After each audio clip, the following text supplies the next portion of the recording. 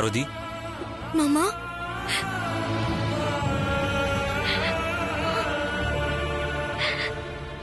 அழாத பார்வதி. நானும் நியூஸ் பார்த்தேன். அம்மாக்கு எதுவும் ஆகாது. நான் இருக்கேன். முடியல மாமா. அம்மாவோட இந்த நிலைமைக்கு நான் தான் காரணம். நீ காரணமா? என்ன பார்வதி சொல்ற? அம்மாவுக்கு கெடுதல் ஏற்படும்னு தெரிஞ்சும் அது தடுக்காம விட்டது நான் தான் மாமா. என்ன பார்வதி சொல்ற? அம்மாக்கு இப்படி நடக்க போகுதுன்னு முன்னாடியே தெரியுமா? ஆமா மாமா. அம்மாவை போலீஸ் அரெஸ்ட் பண்ற மாதிரி நான் ஒரு கெட்ட கனவு கண்டேன். அந்த கனவு ஐஸ்வர்யா அம்மா கிட்ட சொல்லி நான் அம்மாவை போலீஸ் ஃபங்க்ஷனுக்கு போக விடாம தடுக்கலான்னு பார்த்தேன். ஆனா அம்மாக்கு விஷயம் தெரிஞ்சு போய் என் மேல உள்ள கோவத்துலதான் அந்த ஃபங்க்ஷனுக்கே போனாங்க. அதனாலதான் இப்படி எல்லாம் நடந்து போச்சு. அதுக்கு நீ எப்படி காரணமாவ பார்வதி? நீதான் அம்மாவை தடுக்க ட்ரை பண்ணியே. என் மேல இருக்கிற வெறுப்புலதான் அம்மா அந்த ஃபங்க்ஷனுக்கே போனாங்க. அதுக்கு நான் தானே மாமா காரணம். பார்வதி, நீ வீணா மனசு போட்டு குழப்பிக்காத. குழப்பிக்கல மாமா, தெளிவாதான் பேசுறேன். அம்மாவோட இந்த பேருக்கும் புகழுக்கும் கலங்கம் ஏற்பட நான் தானே மாமா காரணம். கையெடுத்து கும்பிட்டு அம்மாவை பார்த்து இன்னைக்கு எல்லாரும் கைத்தட்டி சிரிக்கிறாங்க. அதுக்கெல்லாம் நான் தானே மாமா காரணம். நான் உங்க மேல ஆசைப்பட்டிருக்கவே கூடாது மாமா. உங்களையும் கூட்டிக்கிட்டு வீட்டை விட்டு வெளியில வந்திருக்க கூடாது. தப்பு பண்ணிட்டேன் மாமா. பார்வதி, என்ன வார்த்தை பேசுற நீ? உங்ககிட்ட இருந்து இந்த மாதிரி ஒரு வார்த்தை வரலாமா? இந்த மாதிரிலாம் பேசக்கூடாதுன்னு உனக்கு எத்தனை வாட்டி சொல்லியிருக்கேன்? என் பேச்ச கேட்க மாட்டியா நீ? அப்படி இல்ல மாமா. அம்மாவோட நிலைமை நினைச்சு எனக்கு நெஞ்ச வெடிச்சிடும் போல இருக்கு. என்னால இதை தாங்கவே முடியல மாமா. அழாத பார்வதி. உன் கண்ணில் கண்ணீர் வந்தா என்னால தாங்கிக்க முடியாதுன்னு உனக்கு நல்லா தெரிஞ்சிருந்தோம் இப்படி அழலாமா? உன் கண்ணீரை துடைக்க கூட நான் உன் பக்கத்துல இல்லையே. அதை நினைச்சு என் மனசு எவ்வளவு கஷ்டப்படும்னு கொஞ்சமாவது நினைச்சு பாத்தியா? தப்பு பண்ணிட்டேனே மாமா. அழாம எப்படி இருக்க முடியும்? நீ தப்பு பண்ணல பார்வதி. தப்பு எங்க நடந்துச்சு, யார் பண்ணாங்கன்னு கூடிய சீக்கிரம் நான் கண்டுபிடிக்கிறேன். அத உலகத்துக்கு சொல்லி அம்மாவை நிரபராதி நிரூபிச்சு காட்டுறேன். நீ தைரியமா இரு.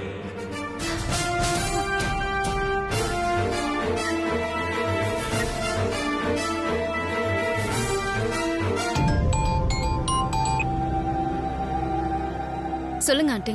அது நந்தினி, அந்த பொண்ணு இந்துமதி டக்குன்னு அந்த பெல்ட்டி அடிச்சிட்டா. என்ன இந்த மாதிரி எல்லாம் பேச வச்சு சொல்ல சொன்னதே அகிலா தான். அடிச்சா பாரு ஒரு லூட்டி. ஐயோ, அந்த நேரத்துல ஆதிக்கட ஒரு அகிலாண்டேஸ்வரி மூஞ்ச பாக்கணுமே. ஒரு ஈ கோசு கூட ஆடல. அப்படி இருந்தது.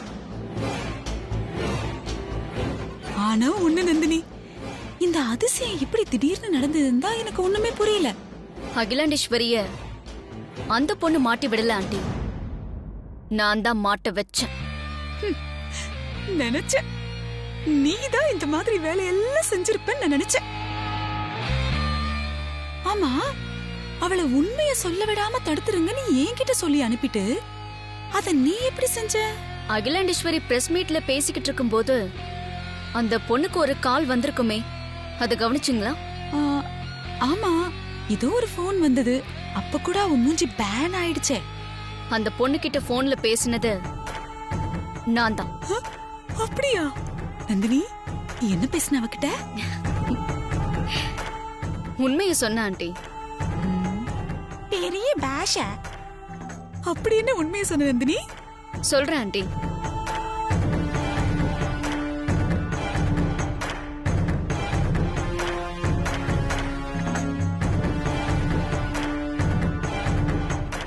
Super Nandini, classic hit. அப்புறம் அடுத்த பிளான் என்ன? அடுத்தது அந்த அகிலாண்டேஸ்வரி அரசு தான். இனி அடுத்து அதுதான் நடக்க போகுது. இப்ப தமிழ்நாடே அதுதான் எதிர்பார்த்துக்கிட்டு இருக்கு. அகிலாண்டேஸ்வரி கைக்கு விலங்கு மாட்டி கூட்டிட்டு போற அந்த கண்கொள்ளா காட்சியை நான் எதிர்பார்த்துக்கிட்டு இருப்பேன். நானும் தான். ஆதிக்கடவுர் அகிலாண்டேஸ்வரியோட சாம்ராஜ்யமே இனி இருக்காது. நாகபுரி வம்சத்துல இருந்து வந்த நந்தினி சாதிச்சிட்டா ஆண்டி.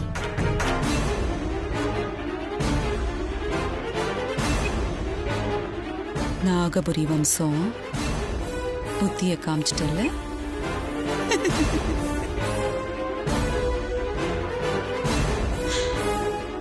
கேட்டியா? இவ சாதிச்சிட்டாலாம். பாத்துக்க.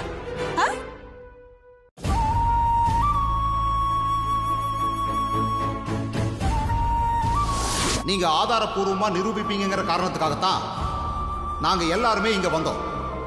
கடைசியில ஒரு பொய் சாட்சியை கொண்டு வந்து இந்த கேஸை உங்களுக்கு சாதகமா மாத்த பார்த்திருக்கீங்க. இதுவே ஒரு criminal offence madam. Sorry madam, இதுக்கே நீங்க கைதானாலும் ஆகலாம்.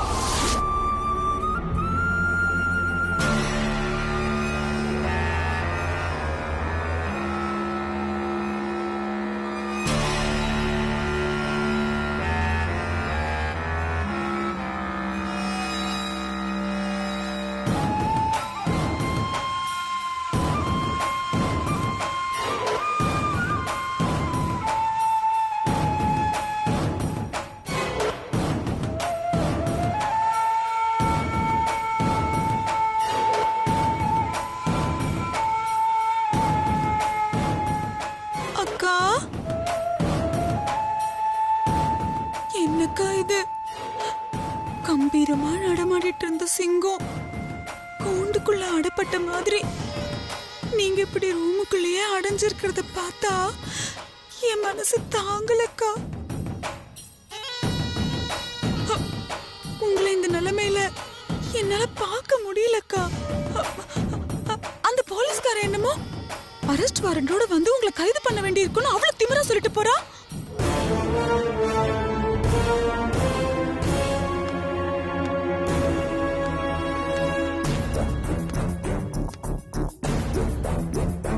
அந்த போலீஸ்காரனுக்கு இவ்வளவு திமிர் இருந்தா உங்க முன்னாடி இப்படி எல்லாம் பேசிட்டு போயிருப்பான். அத பாக்கும்போது எனக்கு அப்படியே ஆத்திரமா வந்ததுக்கா. நீங்க மட்டும் பழையபடி இருந்திருந்தீங்க, நானே அவ சட்ட கலரை பிடிச்சு பலார் நான் அற விட்டு வெளியே போடான்னு துரத்தி விட்டுருப்பேங்கா. அக்கா, உங்க நிலைமை நினைச்சா எனக்கு ரொம்ப பாவமா இருக்குக்கா.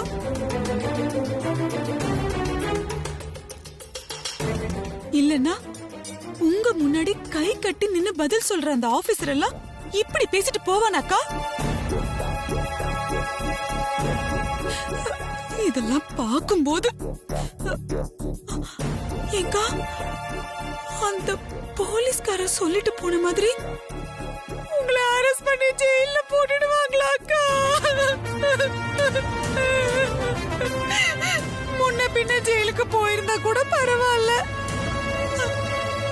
அந்த ஜெயில் வாழ்க்கை இருக்கு, அது நரக வேதனைக்கா. அங்க இருந்த நாளெல்லாம் அவ்வளவு கொடுமையானது. நான் ஜெயிலுக்குள்ள பட்ட கஷ்டத்தை எல்லாம் வாயால சொல்ல முடியாது. உண்மையிலேயே அது நரகம்தான். என்னாலயே அங்க இருக்க முடியலையே, உங்களால எப்படிக்கா அங்க இருக்க முடியும்?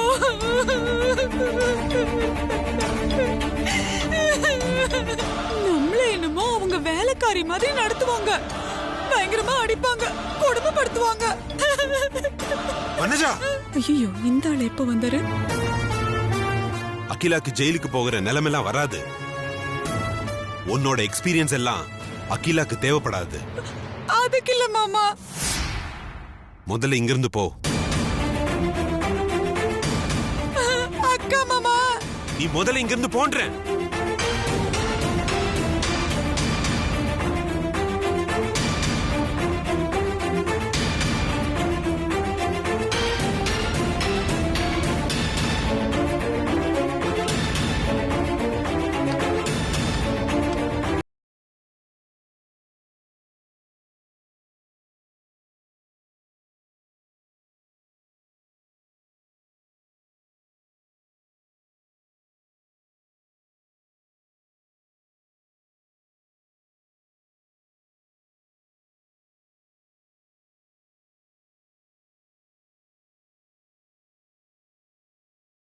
துரைமாணிக்கத்தை அகிலாண்டேஸ்வரி மேடம் அரைஞ்சதை இந்த நாடே பார்த்துருக்கு. ஏன் நான் கூட தான் பார்த்தேன். இன்னைக்கு மாநிலம் முழுவதும் அகிலாண்டேஸ்வரி மேடத்தை காவல்துறை ஏன் இன்னும் கைது பண்ணலன்னு கேள்வி மேல கேள்வி கேட்டுட்டு இருக்காங்க.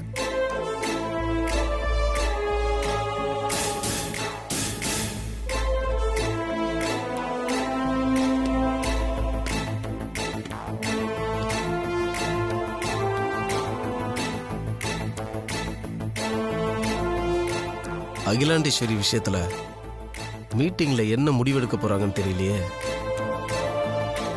அகிலாண்டேஸ்வரி மேடம் விஷயத்துல நம்ம அவசரப்பட்டு ஆக்ஷன் எடுத்தோம்னா மேலிடத்துல இருந்து பிரஷர் வரும் சார். அதனால நமக்கு தேவையில்லாம பல பிரச்சனை வரும் சார். அகிலாண்டேஸ்வரி மேடத்தை அரெஸ்ட் பண்ணா மேல்மட்டத்திலிருந்து சில பிரச்சனைகளை சந்திக்க வேண்டியிருக்கும். ஆனா அரெஸ்ட் பண்ணாம விட்டோம்னா போலீஸ் டிபார்ட்மெண்டோட மொத்த மானமும் காத்துல பறந்துடும். அகிலாண்டேஸ்வரி மேடம் ஒன்றும் சபை நாகரிகம் தெரியாத ஆள் இல்ல. அப்படியே நடந்துக்கிட்டாலும் அதுக்கான காரணத்தை ஃபங்க்ஷன்லேயே சொல்லிட்டாங்களே. அவங்க சொன்னதெல்லாம் பொய்ன்னு தான் பிரஸ் மீட்லயே தெளிவா தெரிஞ்சு போச்சுல்ல. அந்த பொண்ணே அகிலாண்டேஸ்வரி மேடம் மிரட்டினதா அவங்க முன்னாடியே அவங்க வீட்டுல வச்சே வாக்குமூலம் கொடுத்துருக்கு. அகிலாண்டேஸ்வரி மேடம் சொல்றது உண்மையா இல்ல அந்த பொண்ணு சொல்றது உண்மையான்னு விசாரிக்காம நம்ம ஒரு முடிவுக்கு வர முடியாது சார். போலீஸ் ஃபங்க்ஷன்ல வச்சு கமிஷனருக்கு முன்னாடி ஒரு இன்ஸ்பெக்டரை பலமுறை அரைஞ்சிருக்காங்க. இதுக்கப்புறமும் அந்த அம்மாவை அரெஸ்ட் பண்ணலாமா வேணாமான்னு இப்படி டிஸ்கஸ் பண்றது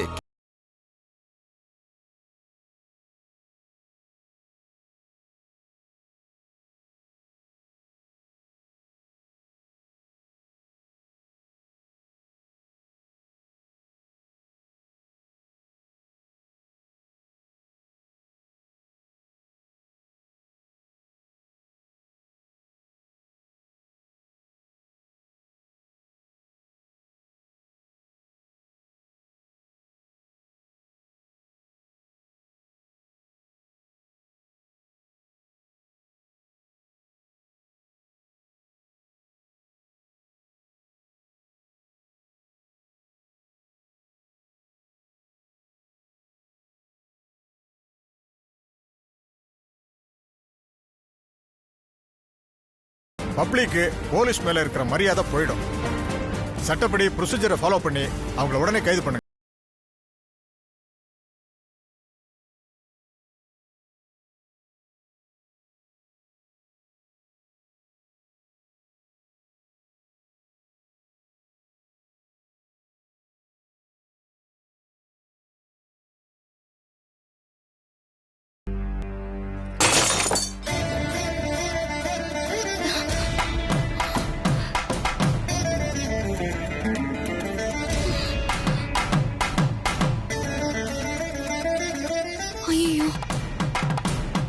வீட்டுல கண்ணாடி உடையிறது நல்ல சகுனம் இல்லைன்னு சொல்லுவாங்களே.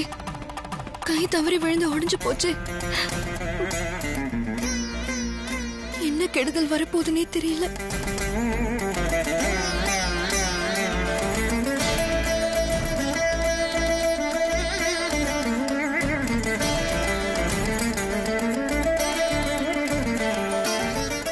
ஏற்கனவே அம்மா சோதனையில இருக்காங்க.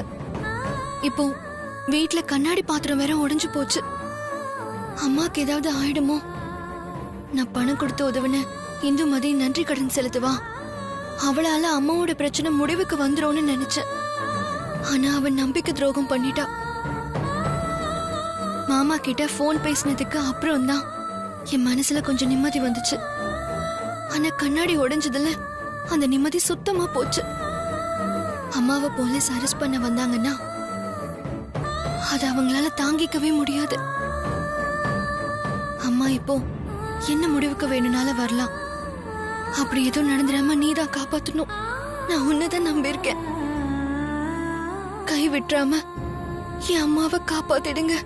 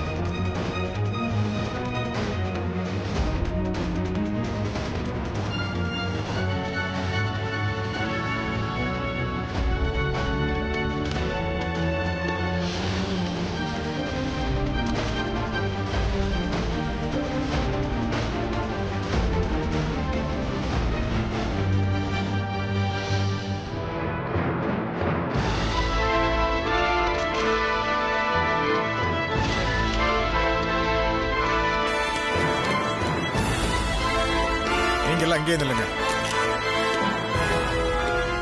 வணக்கம் மேடம்.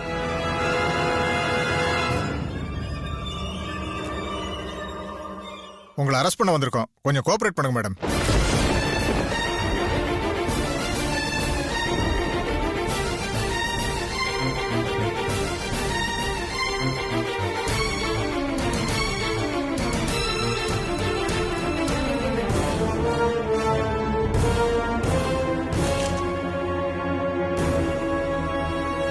சார், அரெஸ்ட் வாரண்ட் இருக்கா?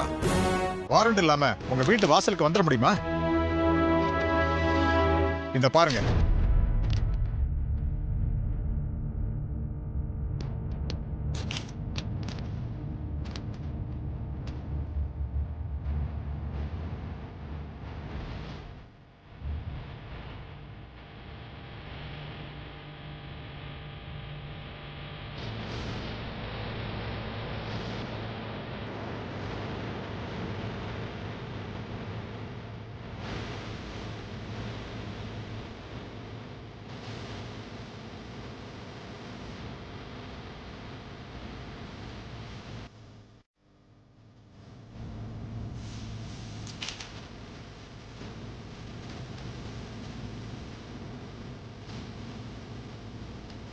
கொடுங்க மேடம், கொஞ்சம் கோஆபரேட் பண்ணுங்க.